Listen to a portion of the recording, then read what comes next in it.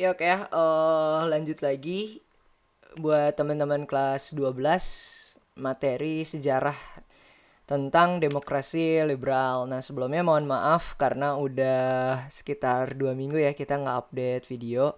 Tapi nggak apa-apa, insya Allah dengan bikin video kayak gini kita bisa ngejar materi ya dengan cepat gitu. Nah, lanjut lagi materinya masih sama kayak yang kemarin tentang demokrasi liberal. Ini lanjutannya. Jadi singkat cerita, kalau mau kita recap lagi, demokrasi liberal itu adalah pengganti masa Republik Indonesia Serikat. Nah, jadi kan awal Indonesia merdeka itu sempat ya tahun 1949 hasil dari perjanjian KMB itu menghasilkan Indonesia harus menganut sistem Republik Indonesia Serikat yang sistemnya itu adalah federasi gitu. Jadi kayak negara bagian. Nah, terus tahun 1950-nya Indonesia masuk ke demokrasi liberal. Jadi bentuk negaranya masuk lagi ke NKRI sesuai dengan cita-cita awal banget merdeka. Cuman sistem pemerintahannya itu menggunakan sistem demokrasi liberal yang karakternya itu menggunakan sistem parlementer ya. Dan karakter utama dari sistem parlementer itu adalah dengan adanya Perdana Menteri. Jadi kepala pemerintahannya itu bukan dipimpin oleh presiden gitu, tapi oleh Perdana Menteri. Nah, cuman sistem parlementer yang diterapkan di masa ini tuh parlementernya belum sempurna. Kenapa? Karena waktu itu pemilihan dari si Perdana Menterinya sendiri masih ditunjuk oleh presiden. Jadi belum ada pemilu. Nah, pemilu pertama kali di Indonesia itu kan nanti ya tahun 1955. Nah, itu juga bakal kita bahas nanti di materi yang berikutnya. Nah, kita langsung aja. Jadi yang bakal kita bahas itu adalah tentang kabinetnya ya di masa demokrasi liberal. Jadi ada peristiwa-peristiwa penting dan kita bahas 7 kabinet dari 7 perdana menteri dan kita sekarang langsung ke nomor 2. Nah, kenapa? Karena yang nomor satunya yaitu M. Natsir udah kita bahas di video sebelumnya ya. Jadi ada 7 perdana menteri dan sekarang kita bahas yang kedua dari yang kedua. Nah, Sukiman sama kayak Natsir, jadi dia itu berasal dari Partai Masyumi. Nah, intinya di masa demokrasi liberal itu Perdana Menterinya cuman ada atau berasal dari 2 partai doang. Jadi kalau nggak dari PNI, pasti dia dari Masyumi gitu. Karena 2 partai itu yang bersaing terus-terusan gitu ya. Karena 2 partai ini emang 2 partai yang besar gitu di masa ini. Nah, di masa Sukiman ada 3 peristiwa atau 3 masalah ya dari Mendagri, Menteri Kehakiman dan juga Menlu-nya atau Menteri Luar Negeri. Jadi si 3 masalah ini juga nanti yang menjadi faktor penyebab Sukiman harus turun dari jabatannya. Nah, yang pertama dari Menteri Dalam Negeri waktu itu ada yang namanya M. Iskak ya. Jadi M. Iskak ini dia menjabat sebagai Menteri Dalam Negeri dan dia berasal dari Partai PNI.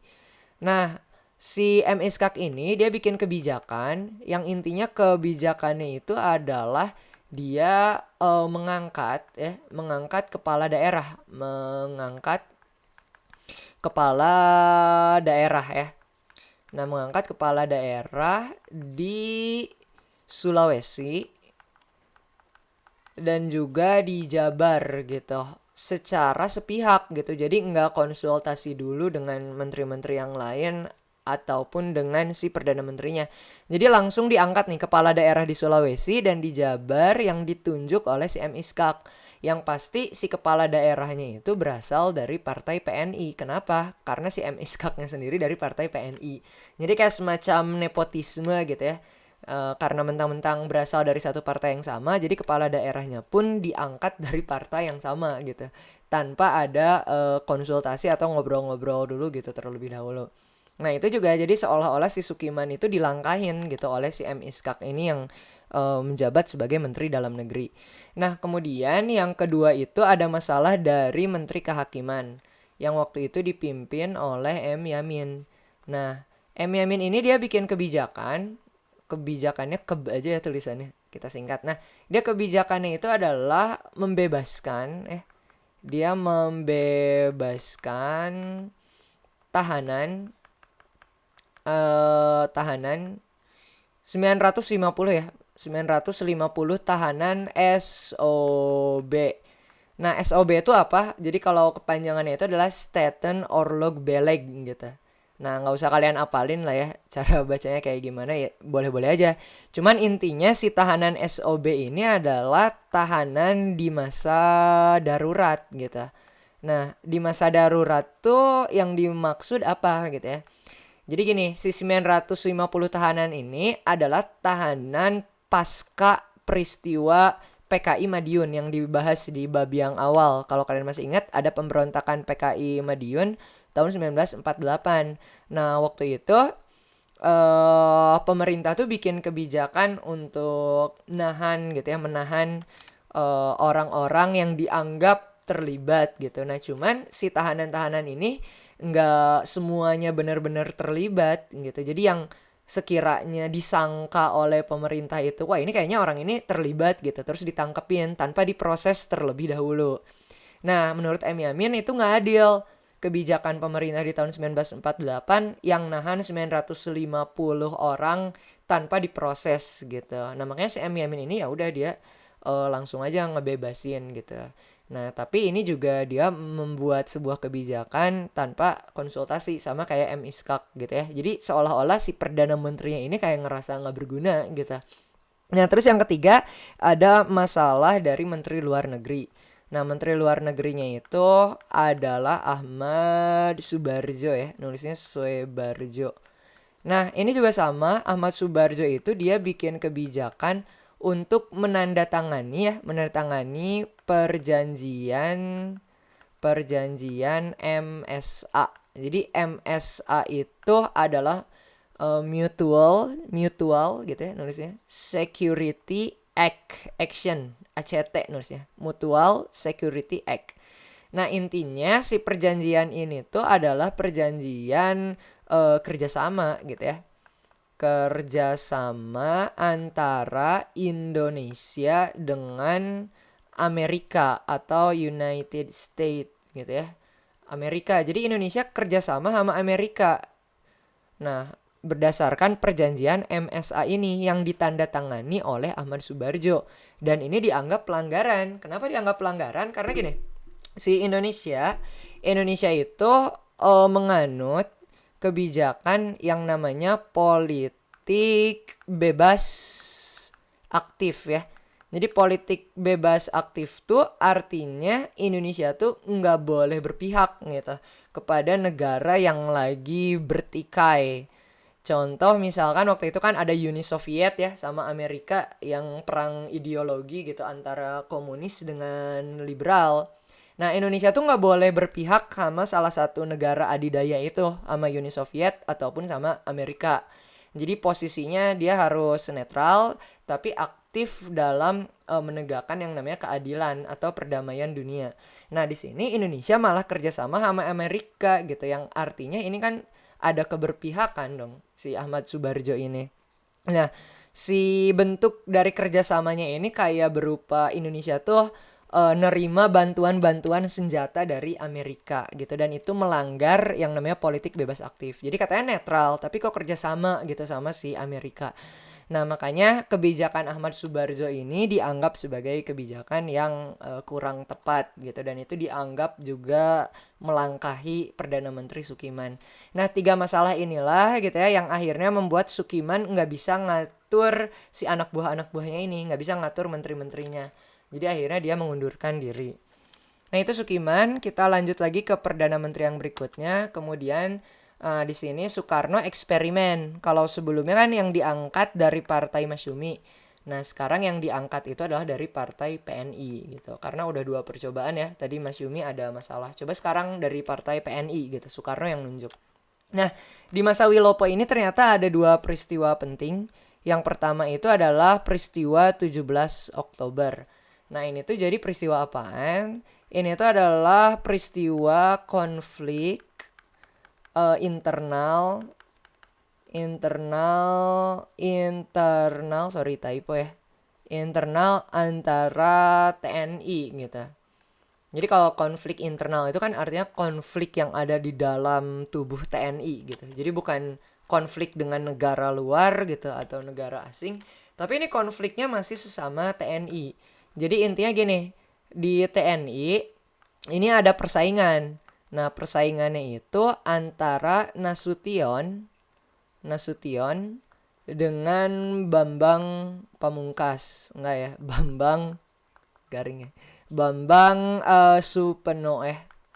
Nah, jadi Nasution sama Bambang Supeno ini bersaing gitu di dalam TNI. Kenapa bisa gitu? Karena mereka itu rebutan jabatan yang namanya Kasad gitu. Jadi Kasad itu adalah Kepala Staf Angkatan Darat ya. Jadi ini yang konfliknya TNI AD, TNI Angkatan Darat. Nah, konflik internal antara Nasution dan juga Bambang Supeno. Nah, sampai akhirnya di momen ini ada kayak kasus gitu di mana ini ada istana presiden gitu ya. Ini anggaplah istana ya, rumahnya jelek. Intinya ini istana presiden. Nah, si istana presiden waktu itu lagi didemo sama para rakyat gitu ya. Nah, apa sih yang lagi didemoin sama rakyat waktu itu? Omnibus Law. Enggak ya, belum ada.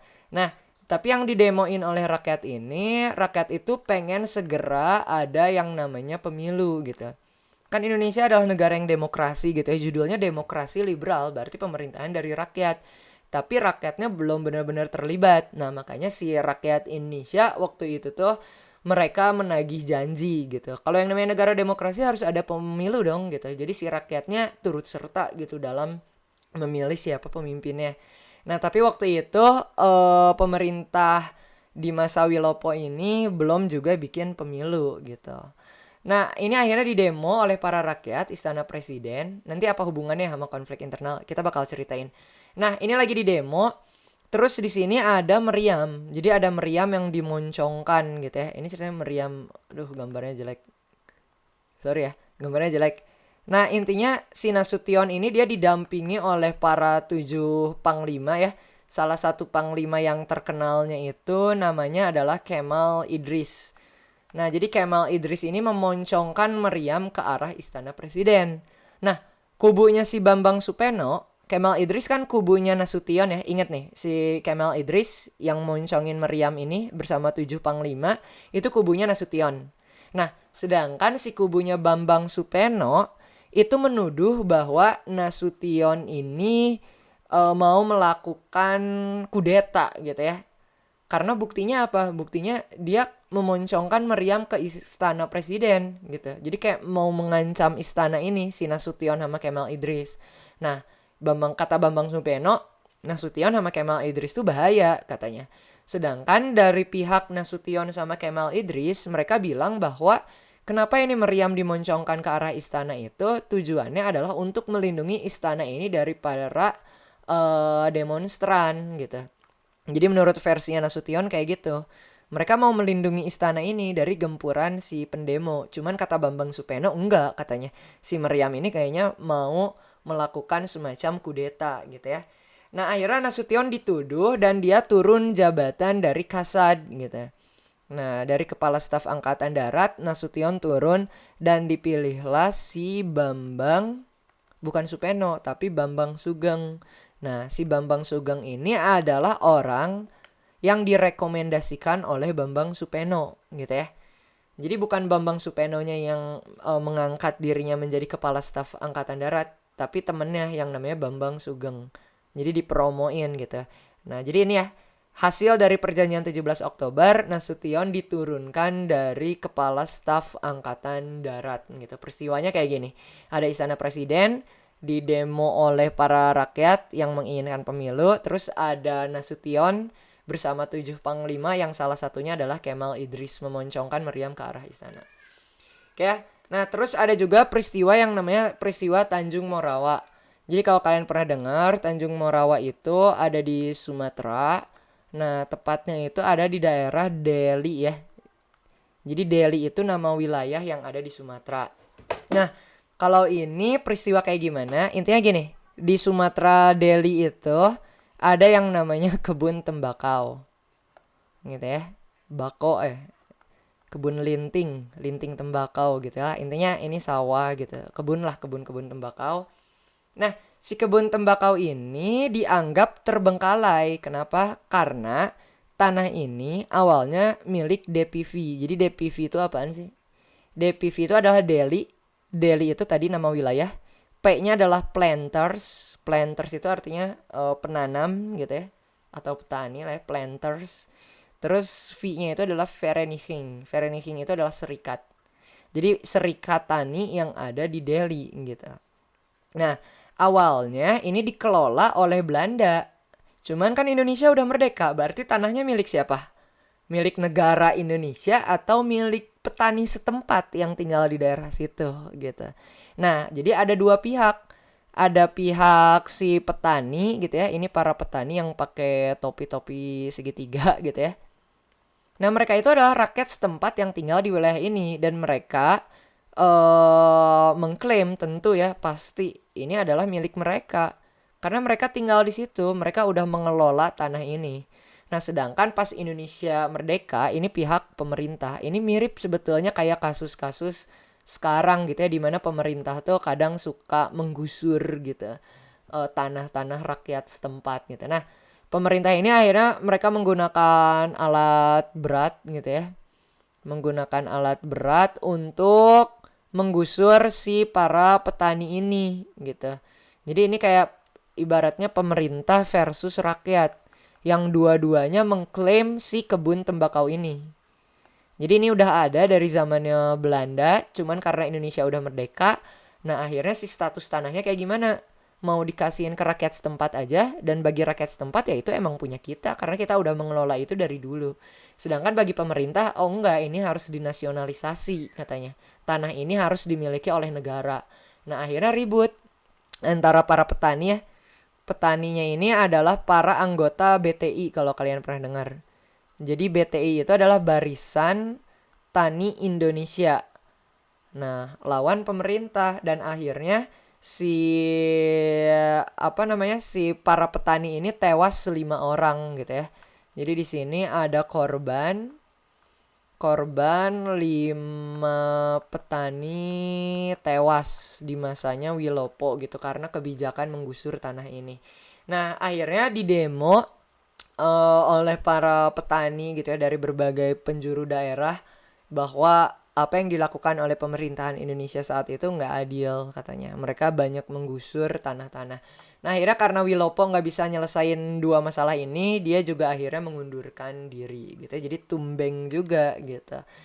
Natsir udah, Sukiman udah, Wilopo udah, dan sekarang Ali Sastro Amijojo ya. Nah, Ali Sastro Amijojo ini juga sama, dia dari partai PNI yang ditunjuk oleh Soekarno. Kenapa ditunjuk oleh Soekarno? Ya tadi karena belum ada pemilu. Nah, peristiwa penting di masanya Ali Sastro Amijojo ini adalah dengan adanya konferensi Asia Afrika. Atau yang sering kalian dengar ya, ada yang namanya KAA kan. Itu di Bandung gitu. Kalian pasti sering dengar konferensi Asia Afrika. Nah, intinya apaan sih si konferensi Asia Afrika? Jadi, konferensi Asia Afrika itu adalah konferensi negara-negara dari Asia dan juga Afrika yang tujuannya itu adalah untuk mengambil peran dalam mendamaikan dunia gitu ya. Jadi waktu itu kan lagi ada perang dingin, ada Uni Soviet tadi ya sama Amerika. Nah terus negara Asia sama Afrika yang sesama negara jajahan gitu ya, negara yang dijajah, mereka mau ngambil tindakan apa. Nah itu kan butuh konferensi dulu ya, mereka butuh kumpul-kumpul dulu. Makanya ada yang namanya KAA. Nah KAA ini didirikan oleh 5 pendiri ya. Ini langsung aja biar cepet. Ini sorry ya kepotong sama gambar video. Nah pendirinya itu ada Indonesia, Myanmar, India, Pakistan, dan juga Sri Lanka. Kalau dari Indonesia wakilnya Ali Sastro Amijojo jelas karena dia Perdana Menterinya waktu itu. Terus yang kedua ada UNU, namanya aneh ya UNU. Terus dari India ada Jawaharlal Nehru. Dari Pakistan ada Muhammad Ali. Dan dari Sri Lanka ada Sir John Kotelawa. Jadi ini 5 negara pendiri bersama pemimpin-pemimpinnya atau wakil-wakilnya. Nah terus sebelum konferensi Asia Afrika, jadi konferensi pancanegara ini pra-nya ya. Jadi pra itu sebelum konferensi Asia Afrikanya terselenggara gitu. Nah, konferensi pancanegara itu 2 kali. Jadi mereka bikin konferensi dulu, awalnya di Bogor Indonesia. Terus pancanegara yang kedua itu di Colombo Sri Lanka. sampai finalnya gitu ya. Finalnya itu ya di Bandung. Kalian kan pasti sering ya di Bandung. Ada sisa-sisa peninggalan dari konferensi Asia Afrika ini. Nah, finalnya di Bandung. Terus hasilnya apa? Hasil dari konferensi Asia Afrika ini ada Dasasila Bandung sama GNB atau Gerakan Non-Blok gitu. Nah, jadi Dasasila Bandung ini kayak semacam Dasasila itu kan 10 ya. Jadi kayak semacam 10 pernyataan gitu ya. Yang intinya 10 pernyataan ini, nah itu bisalah kalian baca di Wikipedia, tapi intinya aja ya, langsung intinya si 10 pernyataan ini merujuk pada penegasan piagam PBB gitu. Piagam PBB, Perserikatan Bangsa-Bangsa. Intinya gini, PBB itu kan dibentuk ya, Perserikatan Bangsa-Bangsa itu tujuannya untuk mendamaikan dunia. PBB kan dibuatnya setelah Perang Dunia Kedua kan. Jadi setelah negara-negara itu pada perang, nah akhirnya mereka bikin yang namanya Perserikatan Bangsa-Bangsa alias PBB gitu untuk mengatur perdamaian dunia. Nah, cuman orang-orang Asia sama orang-orang Afrika ini mempertanyakan, katanya udah ada PBB gitu, udah ada sebuah badan gitu ya yang bisa bertanggung jawab atas perdamaian dunia. Tapi kenapa perang di dunia ini masih berlangsung? Buktinya ada perang dingin gitu. Meskipun perang dingin itu nggak perang secara langsung, tapi kan yang jadi korban negara-negara berikutnya gitu. Contohnya kayak di Vietnam, di Korea gitu ya. Nah, terus mereka pengen negasin kembali si orang-orang Asia sama Afrika ini nih ya, yang tadi 5 pemimpin, ini harus ditegasin lagi PBB untuk mendamaikan dunia. Nah, terus yang kedua, GNB itu adalah gerakan non-blok. Jadi gerakan non-blok itu artinya non-blok, tidak berpihak gitu ya, alias netral. Tapi sebetulnya ini nggak netral-netral banget gitu. Jadi tindakan yang diambil Soekarno gitu ya, salah satunya, ini sebenarnya memainkan peran yang penting. Jadi gini, ini ibaratkan Indonesia kan ya. Indonesia. Terus ada 2 negara yang lagi perang dingin, yaitu Uni Soviet sama Amerika Serikat, US ya, United States, atau AS aja deh biar nggak ketuker. Uni Soviet, US juga singkatannya. AS, Amerika Serikat. Ini kok A-nya kayak anarki ya, asik. Nah, AS. Jadi ini kan lagi perang dingin antara Uni Soviet sama AS. Nah, banyak negara yang bergabung sama Amerika, banyak negara yang bergabung juga sama Uni Soviet. Tapi Indonesia ini nggak mau gabung sama dua-duanya. Tapi bukan berarti sebetulnya si Indonesia ini nggak berpihak. Tapi ini strategi Soekarno sebetulnya. Kenapa? Karena biar bisa dapat bantuan dari kedua belah pihak. Karena 2 negara ini kan waktu itu ya lagi kaya lah ya, negara adidaya gitu. Jadi Indonesia bisa dibantu sama AS, bisa dibantu sama Uni Soviet. Jadi kayak ngegantungin gitu, si Indonesia tuh pinter waktu itu Soekarno. Kayak ibaratnya kalian punya gebetan 2 deh ya. Misalkan yang satu mau di Ayunda, yang satu Raisa gitu.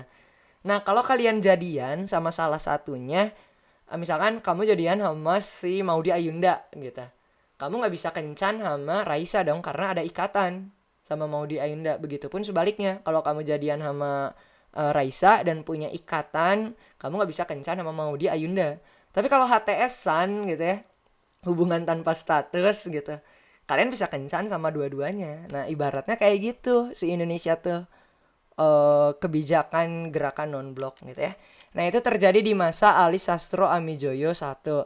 Nah, terus berikutnya ada juga kebijakan Alibaba ya, yang dibuat oleh si Ali Sastro Amijoyo. Jadi ini tuh kelanjutan kebijakan politik benteng atau banteng gitu ya, ada 2 versi. Intinya ini ada di zamannya Natsir kalau kalian masih ingat. Nah, politik benteng itu kan tujuannya untuk membentengi para pengusaha pribumi. Intinya pemerintah tuh kayak ngasih semacam bantuan dana gitu ya untuk para pengusaha pribumi agar si pengusaha pribuminya mampu bersaing dengan para pedagang lain gitu. Contohnya sama pedagang Cina. Nah, karena si kebijakan politik benteng ini gagal aneh waktu itu, karena uangnya malah dipakai untuk kepentingan pribadi sama si pengusaha Indonesianya. Akhirnya dibuatlah kebijakan Alibaba. Nah, Kenapa nama kebijakannya disebut dengan Alibaba? Karena Ali itu ini mewakilkan nama Indonesia gitu. Kan waktu itu Perdana Menterinya Ali gitu. Jadi dia narsis gitu ya, Alibaba. Kalau Baba siapa nama orang? Bukan. Baba itu adalah sebutan untuk para pedagang Cina gitu. Jadi kebijakan Alibaba adalah kebijakan kerjasama antara orang Indonesia dan Cina. Nah, kerjasamanya kayak gimana? Jadi gini, ini ada pemerintah. Nih pemerintah. Pemerintah tuh nyiapin anggaran dana. Dananya buat apa? Buat modal usaha. Cuman nggak dikasih secara cuma-cuma. Kan kalau dikasih secara cuma-cuma nanti kejadian lagi kayak politik benteng gitu ya. Dikasih modal tapi uangnya dipakai buat kepentingan pribadi.